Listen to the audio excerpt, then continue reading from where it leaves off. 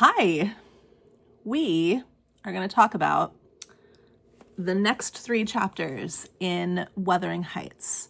So chapters 7, 8, and 9. And quite a lot happens in this section.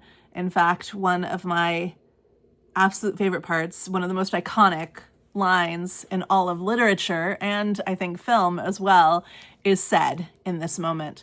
I have spoken on this in a couple of other videos, and I think I'm probably going to speak now, obviously, and to never hold my peace, and also kind of maybe add clips of things that I've said in the past, because I think I've very eloquently stated in the past things that I would just be trying to reiterate now. So this will be a bit of a mashup of a check-in for our read in Wuthering Heights.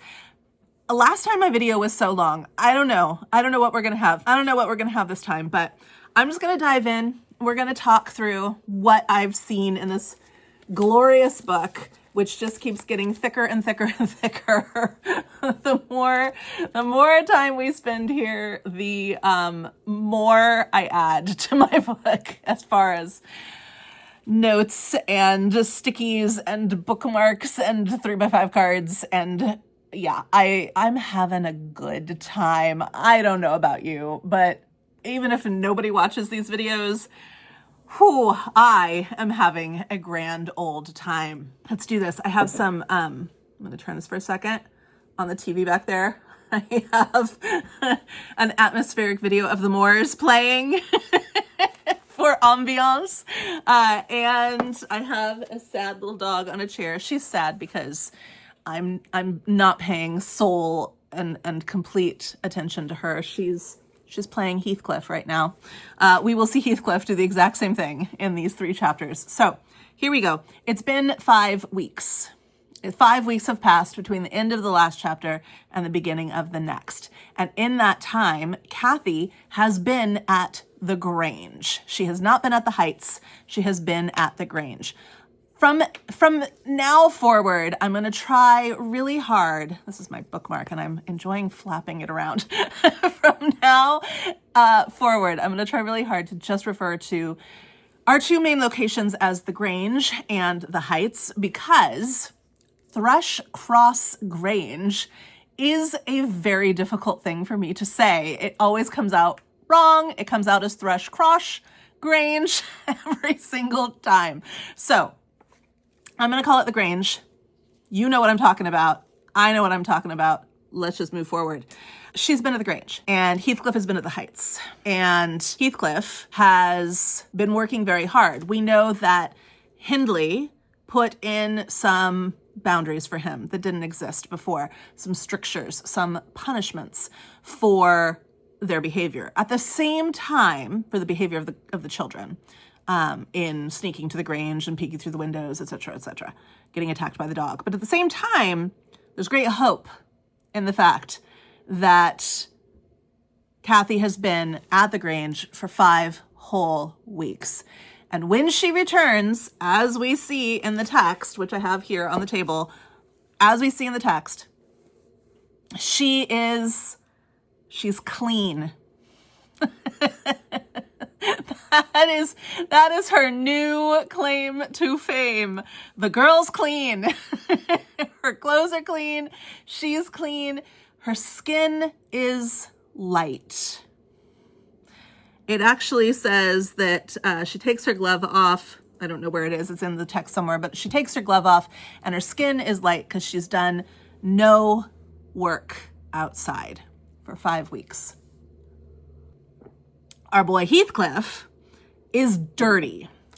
It's said that his clothes have not been washed for 3 weeks, even though he's been out working in the fields and the stables.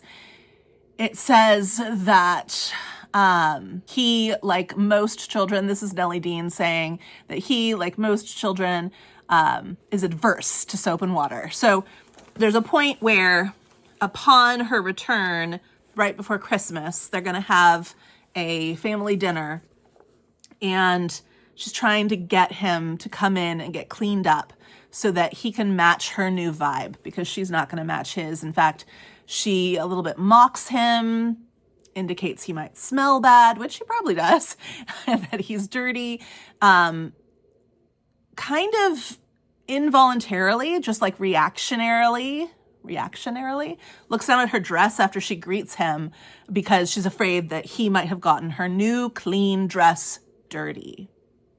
So she's gone away, become clean, come back.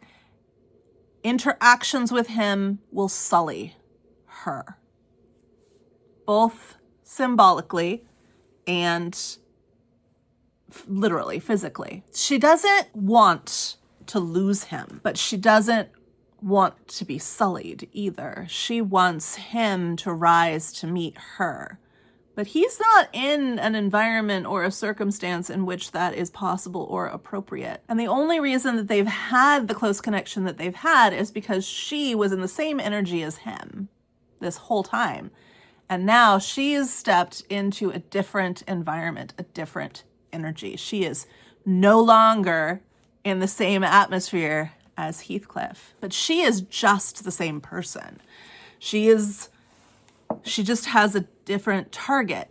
Her target right now, upon her 5 weeks return, is Heathcliff, because she knows that if he doesn't up his game, he can't remain in her world, because her world is changing now. This is really hard for both of them. Nellie senses it on a certain level, but she doesn't think that the rift is as significant as it is. Nellie is like, they're two kids, they'll make it up. He's just got to wash his hands and she'll talk to him. But he sees it pretty clearly, that the social norms, the social dynamic, a social awareness has hit Kathy in a way that it had not been present before. And now nothing can ever be the same, because now she knows he's dark-skinned. She knows he's a worker. She knows he's dirty. She knows he's uneducated. She knows he is not where she's at and really never can be. So he expresses all of this. He expresses this. He does let Nellie clean him up eventually. He pouts and, like Lola, he pouts on the chair for a while. He pouts out in the stable for a while. But eventually he's like, I do want to be good. I do want to be good. First he says to her, I am dirty. I like being dirty. I'm going to stay dirty. It's kind of an iconic line. Page 55 of my version, of this version. Is I shall be as dirty as I please, and I like to be dirty, and I will be dirty.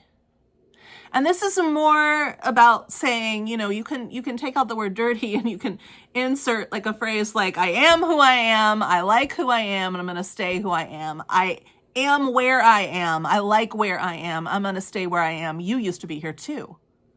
Fine lady, you used to be here, but you're not here anymore. But you can come back. And she's like, no, you come to me. You need to come to me. Catherine, who could not comprehend how her remarks should have produced such an exhibition of bad temper, pretends to be upset by the whole thing. She is upset, but she pretends to be upset about other things. But what this really comes down to is that there is this rift, and what enabled them to be together has changed. It has changed. And they cannot be together unless she returns or he alters. And on the bottom of 56, after some time has passed, he says, Nellie, make me decent. I am going to be good. So forget you, Kathy. I am dirty. I'm going to stay dirty. I like being dirty. Nellie, clean me up. I miss her. So I have to get clean. And Nellie does. Nellie says, I'll steal time to arrange you so that Edgar Linton, who's coming for dinner, shall look quite a doll beside you. He'll look ridiculous. You'll be so handsome, and I'll make you look so good and clean, and you already have this deep relationship with her. She'll forget everything. He'll look like a little plaything. He'll look like a china doll. He'll look fragile. next to you. His position will be made fragile next to yours. You've got it all. You've got squalor and class.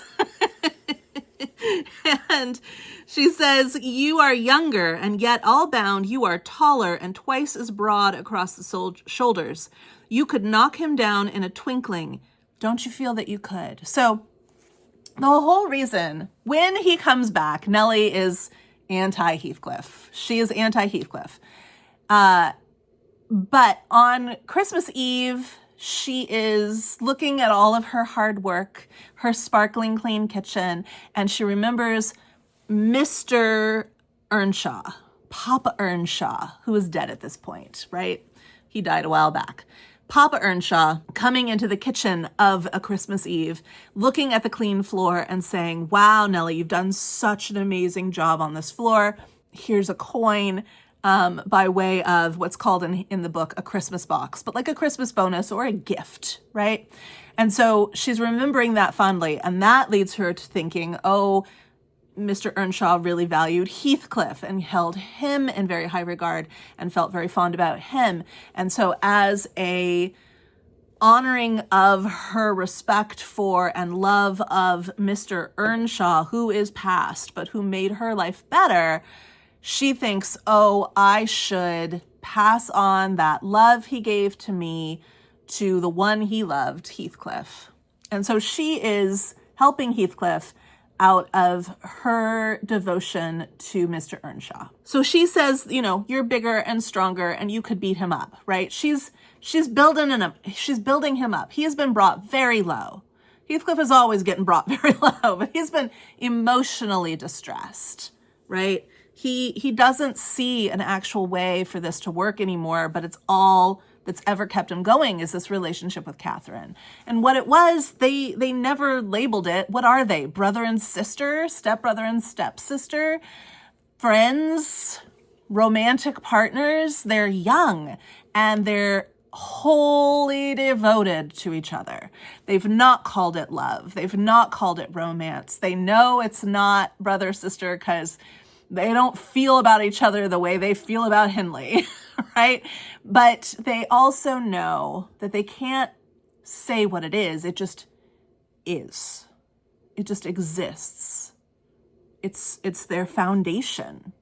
It's the foundation of who they are. When she says, you're so much stronger and better and brighter and bolder and bigger, even though you're younger than Edgar, like you've got everything going for you and he's got nothing. Heathcliff's face brightens a moment and then it goes overcast afresh because, Nellie, if I knocked him down 20 times, that wouldn't make him any less handsome or me more so. I wish I had light hair and fair skin and was dressed and behaved as well and had a chance of being as rich as he will be. I could be as strong as anything. I could beat him physically again and again and again. And it wouldn't mean anything because I have dark skin and dark hair and I'm poor and that makes me ugly. So they've just, this separation, this 5 weeks of separation has brought about a realization of society. Prior to this, they've been in their own bubble. They've been literally in their own world. And no one entered or exited it without their permission. But now those doors have been opened. Their eyes have been opened. In a way, it's a little bit like the Genesis creation story. It's a little bit Adam and Eve in a way. Their eyes have been opened to the reality of their situation. And what once was just a given, what once was just taken at face value, their emotions and their feelings for each other, has been revoked from them, both. They both see their metaphorical nakedness, their proverbial nakedness. And they can't go back. Even though Nellie tries to like continue to build him up, she's like, yeah, but if you knocked him down, he'd go cry for his mama. He'd be a weakling. This goes on and on and on. Heathcliff does get to the point where he joins them for dinner. He ends up, there's a scrimmage and Heathcliff ends up throwing hot applesauce, which must have been so painful, in Edgar's face. These are just kids, right? Well, they're teens, 15 to 13 years old, let's say. The two boys are fighting, and Heathcliff throws, by way of protecting the honor of, like that's his motivation. He throws hot applesauce into the face of Edgar, and Edgar cries. And Kathy, I mean, she's upset with them both. Like, why can't Heathcliff get it together? Why can't he behave like me and Edgar? Why isn't he more like Heathcliff? Why isn't he stronger? Why can't he handle this? She's like, don't cry, she said contemptuously. You're not killed. Don't make more mischief. My brother is coming. Be quiet. Give over, Isabella. Has anybody hurt you? So Isabella's crying because her brother is obviously in pain and he's crying. And all Kathy can do is be like, shut up. Like, you're not dead, are you? Like, pull yourself together. And then they're brought in to eat. But Heathcliff is no longer invited and he's set aside. And Nellie notices through the whole day and evening's activities that she calls it a purgatory. Like, she's not there. She's not fully present in the situation. And Nellie chalks it up to her either just wanting these guests to leave or wanting to be able to get away to go see Heathcliff and to be able to speak to him after what had happened. She does eventually get to bring him to the kitchen to give him some food. And while there, Heathcliff confesses that he is quiet and subdued, seemingly, because he is deep in the midst of planning his revenge. He's having a Count of Monte Cristo moment. He's deep in his revenge plot. He says, I'm trying to settle how I shall pay back Hindley. This is on 61. I'm trying to settle how I shall pay back Hindley. I don't care how long I wait. If I can only do it at last, I hope he will not die before I do. And then while I'm thinking of this, I don't feel pain. So 2 things to take away from this is, well, maybe 3 things to take away from this is, number 1, he feels pain. He feels sadness. People like to paint him, readers like to paint him as just this, maybe a sociopath. Like, they really do like to make him a complete monster, but he's been built into this monster. Again, I keep referring to other things, but he's a little bit Frankenstein, right? He's the monster. He's been carefully built into this. He has been put into a situation he never asked to be put into and asked to be something he was never meant to be. And when he cannot do it because he is despised by his creators, he lashes out and people go, oh, bad boy. It's very unfortunate. It's very unfortunate for all of them, because something else that we can take away from this beyond the fact that he feels pain is he's going to play a long game. He's making a commitment. He doesn't forget, and he's made a decision, and the only balm he has for his soul is this assurance to himself that he will bring justice, and his form of justice is very eye for an eye, tooth for a tooth. This is what is importantly established. Here is born, really, a rift and a decision. In this chapter, we have a rift, irrevocable rift, this knowledge of what can be according to society and what can never be, this breaking of their bubble, and a decision. I will see Hindley held accountable for every bad thing he has made possible through his despisement of me. We also see a Catherine who very much no longer knows what she's going to choose. She knows what she wants, and she knows that that's not what she should. So will she follow her head, or will she follow her heart? Does Catherine have a heart? I don't know.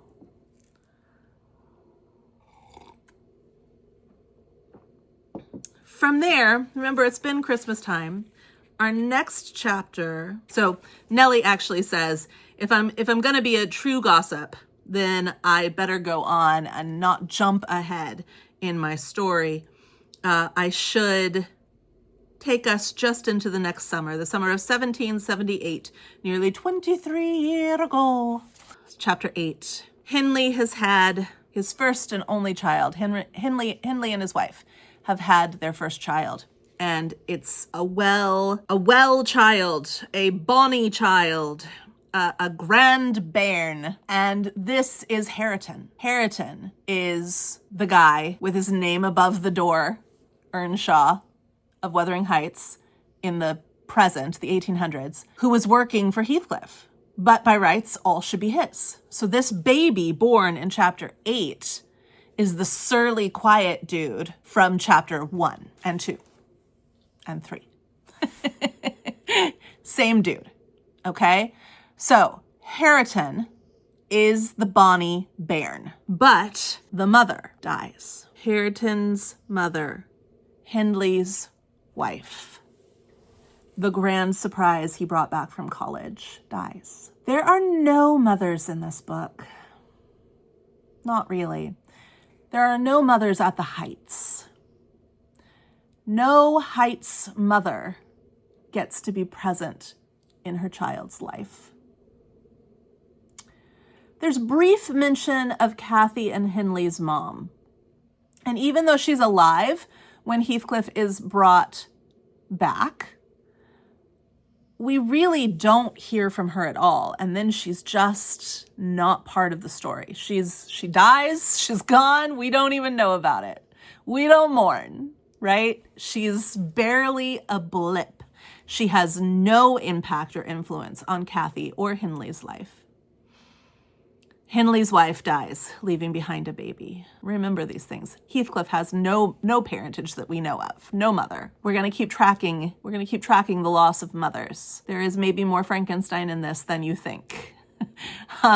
Which I would argue that Frankenstein is very much about motherhood. The book, Frankenstein, is very much about motherhood, which is what drives me nuts when somebody like Guillermo del Toro puts out a raw macho man version yet again of this book, because it's really about motherhood. Fight me. I will defend that stance to my dying day. And this book, Wuthering Heights, is very much about mothering, the lack thereof of mothering. Frankenstein's more about rejection, fear and rejection and loss. And this is really about the absence of what happens when you have no mother. And we know the story of the Brontes. Emily would have been very young, about 5, when her mother died. 4 or 5, when her mother died. She would have memories of her mother. And there's plenty to say that most likely she would have memories of her mother's very painful death due to breast cancer, that she would have carried these memories with her throughout her life, that all of them, except for Anne, would have memories of mother and of mother's death. And then, of course, they all grow up together, raising each other. And, of course, they lose their mother figure, Maria, their oldest sister, or Mariah, however you say it. So there's a lot of orphaning in all of the Bronte books. There's so much orphaning, except for in Anne. In Anne, there isn't, because Anne had Elizabeth Branwell, her aunt. And because she was a baby when her mother died, she may have felt a loss, but not to the same extent. Anne is a very different beast from the rest of her siblings. And I think that a lot of what we see in Wuthering Heights is Emily working through her struggle with trying to understand the impact that is had upon society when mothers are removed from the equation. Because in this you have Nellie Dean, who is the closest thing to a mother figure that the people at the Heights have, and will remain the closest thing. For all of the women at the Heights, she will remain the closest thing, even the women that are grandmothered in to the Heights. Even after Nellie leaves, all the women who have anything to do with the Heights, after the first Mrs. Earnshaw, well, after Kathy's mother, Earnshaw, will be raised by Nellie to a certain extent.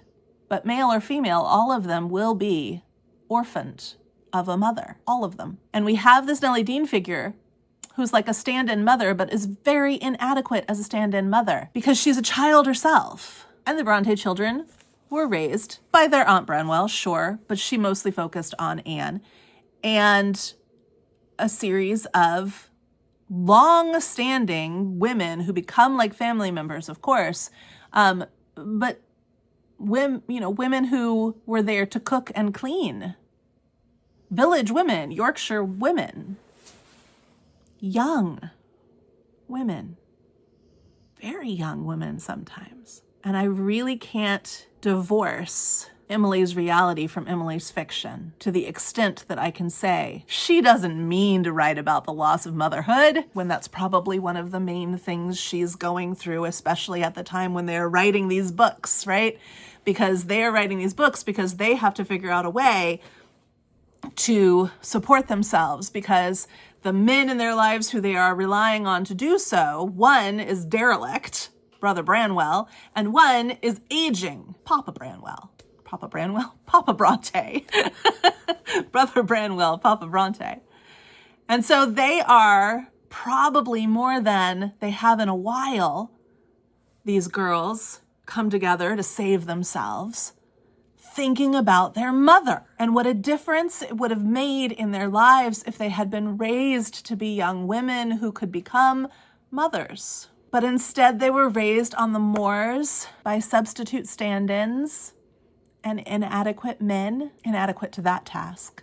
And I can't not see it in this book. So we have our second loss of a mother, and we're going to see it again and again and again. I'll build my argument as we encounter them, as we move forward.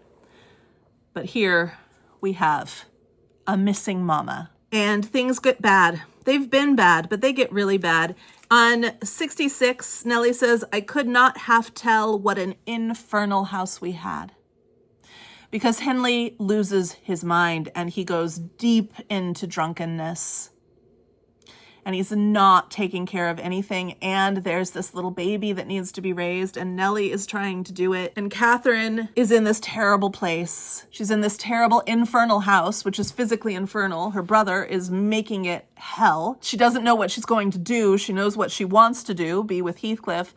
But also she wants to get away from this whole situation. And she has an out. She has an Edgar who, on 67, seldom musters the courage to visit Wuthering Heights openly. But he does visit. He does write. They are courting. If she stays, if she chooses Heathcliff, she may be honoring her soul's desire, but she's also committing herself to staying in this infernal house. And it's rough. It's a really rough situation. But she's spending a lot of time. They're spending a lot of time together. And they're still spending time together. But Heathcliff has so much more work to do now. It's like he's the only person keeping everything going. Physically keeping everything going. And so they spend what time they do get to spend together, he's exhausted and he's angry and he's bitter. And it says, I think it's expressed so well. It says, Catherine and he were constant companions still at his season of respite from labor, but he had ceased to express his fondness for her in words. You know, Edgar's telling her all the time his fondness for her in words, and recoiled with angry suspicion from her girlish caresses, as if conscious there could be no gratification in lavishing such marks of affection on him. On the before-named occasion, he came into the house to announce his intention of doing nothing while I was assisting Miss Cathy to her dress. She had not reckoned on his taking it into his head to be idle, and imagining she would have the whole place to herself, she managed by some means to inform Mr. Edgar of her brother's absence, and he was then preparing to receive him. So, Hindley's not home. Kathy has sent a message to Edgar saying, hey, it's safe to come over, come see, come visit. And Heathcliff, because Hindley's not home, has decided to use this time as a break to spend with her. He's come into the kitchen. She's getting all primped and preened. And he's come into the kitchen and sat down. And she's like, what are you going to do today? And he's like, nothing. I thought I'd spend the day with you. And she's, in her mind, freaking out because she has secretly invited Edgar to come over and visit. She's dating 2 guys. And they both want her time today. Right? So she responds with anger. And she's like, why are you so idle? He is the farthest thing from idle. But when it becomes clear what her plans are, he says, don't turn me out for those pitiful, silly friends of yours. I'm on the point sometimes of complaining but I'll not. That they what? Cried Catherine, gazing at him with troubled countenance. Oh, Nellie, you've combed my hair quite out of curl. That's enough. Let me alone. She's so trivial. She misplaces her feelings. She misplaces her emotions, and they always come out as an aggression, as a weapon. That's enough. Let me alone. What are you on the point of complaining about, Heathcliff? Nothing. Only look at the almanac on that wall. He pointed to a framed sheet hanging near the window and continued. The crosses are for the evenings you have spent with the Lintons, and the dots are those spent with me. Do you see I've marked every day? Yes, very foolish, as if I took notice, replied Catherine in a peevish tone. And where is the sense of that? To show you that I do take notice, said Heathcliff.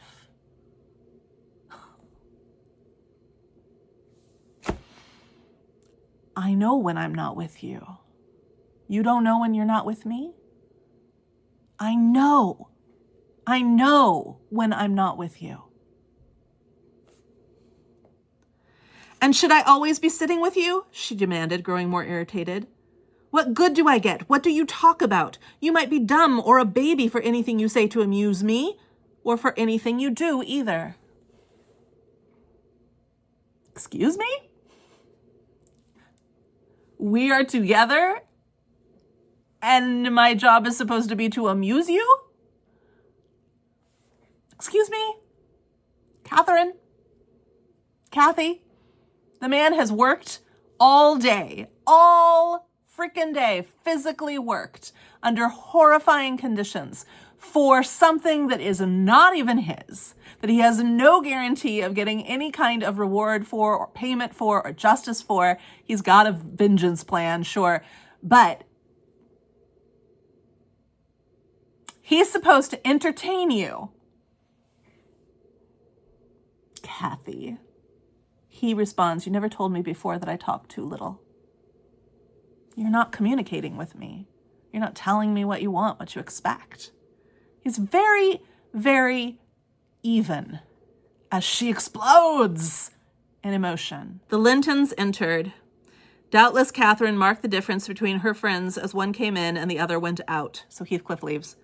The contrast resembled what you see in exchanging a bleak, hilly coal country for a beautiful, fertile valley, and his voice and greeting were as opposite as his aspect. He had a sweet, low manner of speaking and pronounced his words as you do. That's less gruff than we were talking here and softer. So you being, what's his face?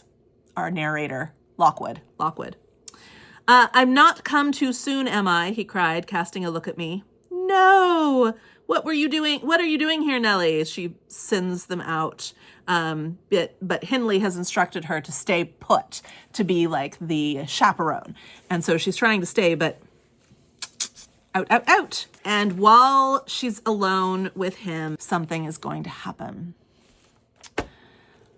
So even though there is more that we could talk about, I'm going to move forward. This is getting quite long already. I'm going to move forward into our final chapter, chapter 9, because chapter 9 is a doozy. Chapter 9 is a doozy. Hindley comes back and He's drunk and terrible. And he's threatening everyone. He's threatening Nellie with a knife. He's threatening Hareton because Hareton's just this little baby boy and he didn't come running to greet him because his father is terrifying. And Nellie has actually kind of hidden him in a cupboard. He finds the boy, he's carrying him up the stairs, he throws him or drops him over the side. The boy is gonna land on the flagstone, but who should catch him? Who should save the day but Heathcliff? Heathcliff saves Hareton's life. Why does Heathcliff save Hareton's life? I think it's complicated. I think it's complicated because I think that Heathcliff saves Hareton's life because he sees in Hareton an undeserving victim of Hindley, and he wants to do better by him. But I also think that Heathcliff saves Hareton's life because it's part of his long game. It's part of his vengeance plan. This child is part of his vengeance plan. If Hindley had killed Hareton in that moment of careless drunkenness and aggression, Hindley probably would have taken care of his own life, I think. I think when he came out, when he realized what he had done, I think that would have been the end of Hindley, whether he lost his mind or he took his life. I think it would have been the end. I think that would have been too easy in Heathcliff's eyes. That Hindley deserves more suffering. I also think that he sees a bit of Hareton, of himself in Hareton. That Heathcliff sees some Heathcliff in Hareton. He saves the boy. He saves him, regardless of why.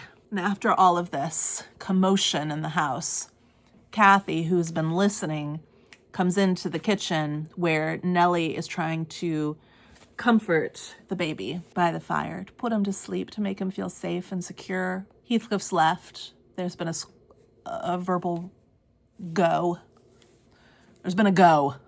I don't even know if that's the right word, but you know what I mean, between Hindley and Heathcliff. And Kathy comes into the kitchen and she asks, "Are you alone?" She wants to talk through her feelings. She wants to talk through her head and her heart. She wants to figure out what is going to happen, what she's going to do. She says, "I'm very unhappy."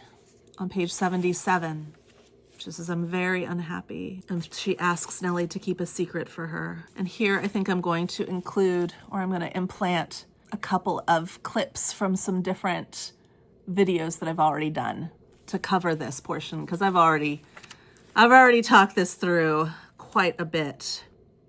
There are bits of it that we will come back to when we get deeper into the book, but we'll do that when we get deeper into the book. What do we have here?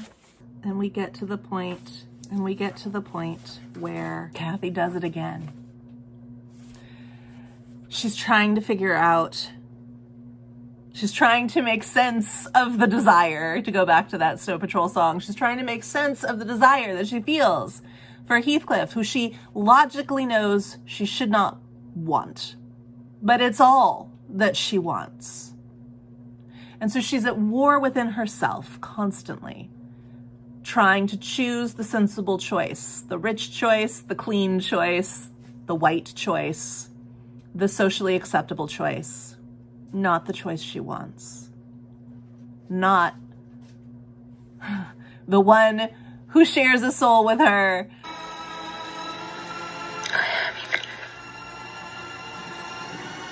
But appears to be completely opposite. Not the one who understands her, not the one who would do anything for her, not the one who would change himself for her, not the one who would be anything that she desired. She doesn't want him. She doesn't want to want him. She wants to want the easy one. What's wrong? Gillington's asked me to marry him. And have you accepted him?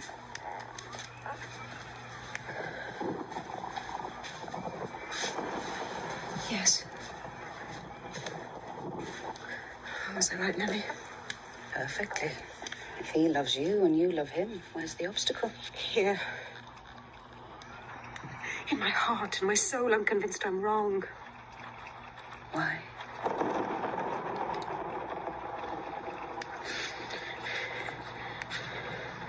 Nellie, do you ever have strange dreams? If I do, I choose not to dwell on them. I dreamt I was in heaven once, only heaven didn't seem to be my home. I broke my heart with weeping to come back to earth, and the angels were so angry that they flung me out into the middle of the heath on top of Wuthering Heights. I woke up there sobbing for joy. What has this to do with your marrying Edgar Linton? This. That I have no more business to marry him than I have to be in heaven. She doesn't want the one she wants. She wants to want the easy one. The one she will never have to answer questions about. In fact, if she marries Edgar Linton, people will say, why did he pick her? Because she's wild and capricious and mean. And she's trying to talk it out with Ellen because Edgar has asked her to marry him, and she's trying to decide what to do because she knows she now has to make a decision. Her heart is screaming no, and her mind is screaming yes. She's had a dream about not going to heaven, about being thrust out of heaven, landing on the heath, and feeling more at home than she ever felt anywhere else, knowing that this was it, feeling relief that she wasn't in heaven, because Edgar represents heaven and Heathcliff represents home.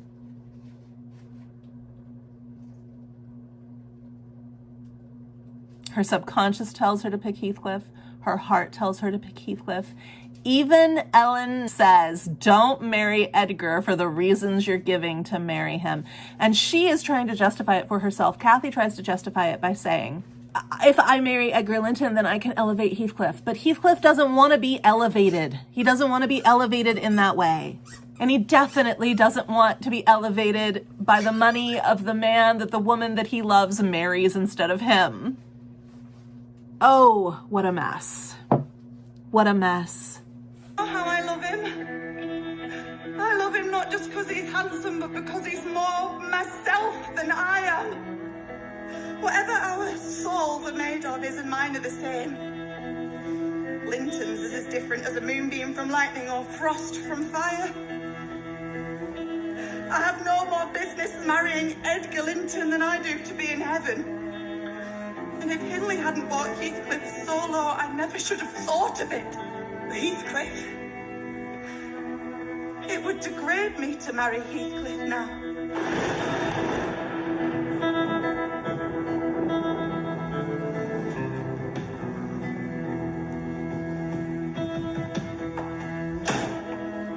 What was that? It were Heathcliff. You were listening. He hasn't heard me, has he? Well, no matter. Heathcliff doesn't know what it is to be in love. He knows as well as you. How will he bear to be separated from you? Who is to separate us, pray? I will not forsake Heathcliff. I will have both. You cannot have both. You have to choose. I have no choice. She even accuses Heathcliff on page 81 of not knowing what being in love is. But I think we've established, without even giving all the evidence that is present, that Heathcliff knows exactly what being in love is. And Kathy says, I cannot express it, but surely you and everybody have a notion that there is or should be an existence of yours beyond you. What were the use of my creation if I were entirely contained here? My great mysteries in this world have been my great miseries in this world have been Heathcliff's miseries. And I watched and felt each from the beginning. My great thought in living is himself. If all else perished and he remained, I should still continue to be. And if all else remained and he were annihilated, the universe would turn to a mighty stranger. I should not seem a part of it. My love for Linton is like the foliage in the woods. Time will change it, I'm well aware, as winter changes the trees. My love for Heathcliff resembles the eternal rocks beneath, a source of little visible delight, but necessary. Nellie, I am Heathcliff. Ellen. I am Heathcliff. He's always in my mind. not as a pleasure any more than I am always a pleasure to myself, but as my own being. So don't talk of our separation again. It is impracticable. And